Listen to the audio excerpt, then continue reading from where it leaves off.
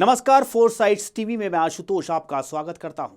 लंबे इंतजार के बाद कांग्रेस के उम्मीदवारों की पहली झलक सामने आई है, जिसमें पार्टी ने अपने 39 उम्मीदवारों को लेकर तस्वीर साफ की है।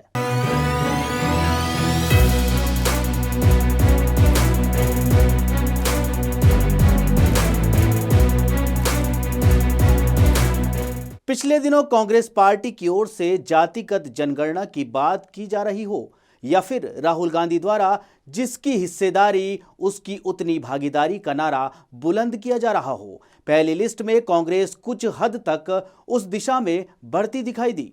इतना ही नहीं, कांग्रेस की पहली लिस्ट में कहीं ना कहीं 2022 में पार्टी के उदयपुर चिंतन शिविर के प्रस्तावों का असर भी दिखाई दिया।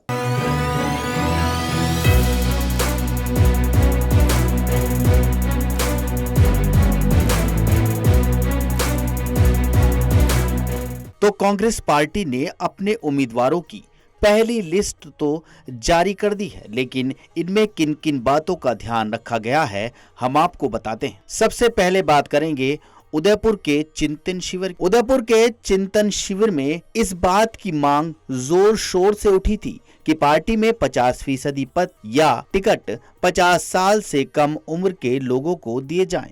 हालांकि कांग्रेस 50% का लक्ष्य भले ही हासिल ना कर पाई हो, लेकिन लगभग 1/3 सीटों पर उसने युवा चेहरों को मौका दिया है। गौरतलब है कि अंतर्राष्ट्रीय महिला दिवस पर निकाली गई अपनी पहली सूची में कांग्रेस महिलाओं के लिए बड़ा दिल दिखा पाई है। पहली सूची में आधी आबादी को 10% से भी कम की हिस्सेदारी मिली। वहीं राहुल गांधी का वायनाड से उतरना दिखाता है कि पार्टी दक्षिण के किले में गांधी परिवार का प्रतिनिधित्व रखने के साथ साथ राहुल गांधी को एक सुरक्षित सीट देना चाहती है। दरअसल बीजेपी दक्षिण के राज्यों खासकर केरल और तमिलनाडु में अपने पैर जमाने की कोशिश कर रही है। कांग्रेस पार्टी ने भूपेश बघेल, केसी वेणुगोपाल जैसे अपने कद्दावर नेताओं को लोकसभा चुनाव मैदान में उतारकर कहीं ना कहीं ये संकेत देने की कोशिश की है कि पार्टी अपने सीनियर और अनुभवी नेताओं पर दम लगाने से पीछे नहीं हटेगी। ऐसे तमाम वरिष्ठ नेता जो राज्यसभा का सहारा लेकर संसद पहुंचते रहे हैं या फिर राज्यों में छत्रपों की भूमिका निभाते रहे हैं, उन्हें भी मुश्किल वक्त में पार्टी लोकसभा के रण में भेजने की तैयारी कर रही है।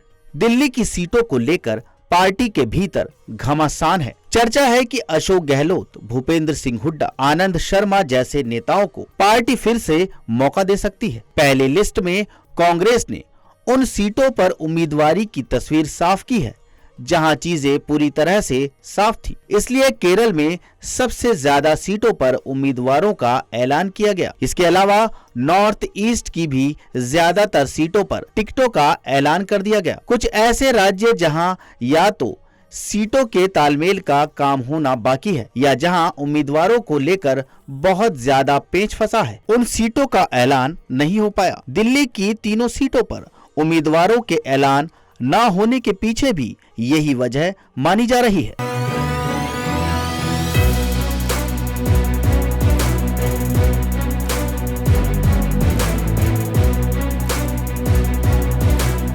ताजा तरीन खबरों में बने रहने के लिए देखते रहिए फोर साइड्स टीवी।